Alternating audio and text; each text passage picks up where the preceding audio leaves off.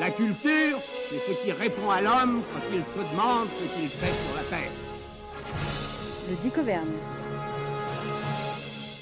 Bonjour à tous, aujourd'hui nouveau challenge, expliquer l'épigénétique en moins de 2 minutes. Alors tout d'abord reprenons la base. La base, c'est l'ADN. Cette molécule d'ADN présente au sein de chaque cellule de notre corps contient tous les gènes qui nous constituent. Mais bien que chacune des cellules contienne une copie identique d'ADN, tous les gènes ne s'expriment pas dans tous les tissus.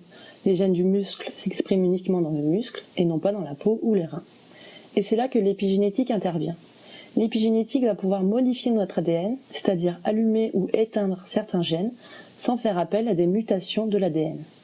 Si on fait un parallèle avec le théâtre, l'ADN correspond au texte d'une pièce et les changements épigénétiques au gribouillage que le metteur en scène et les acteurs inscrivent dans les marges.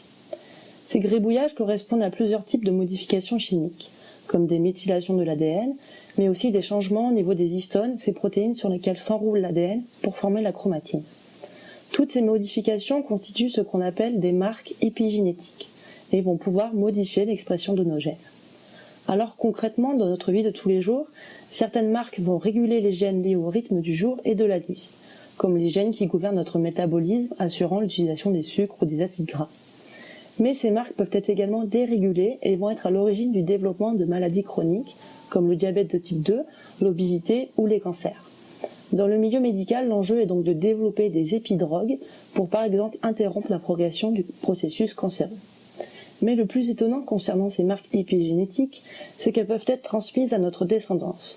En effet, l'épigénétique suggère que nos modes de vie, notre nourriture, notre histoire, influencent également l'héritage biologique que nous léguons.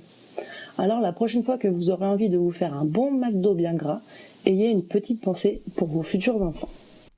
Alors merci Jeanne pour ce grand moment de sérieux à la radio et de nous tenir au courant de l'épigénétique de si loin. En tout cas, j'espère que tout comme moi, vous aurez appris beaucoup de choses ce soir et puis qui sait, peut-être que nous nous croiserons samedi pour marcher ensemble.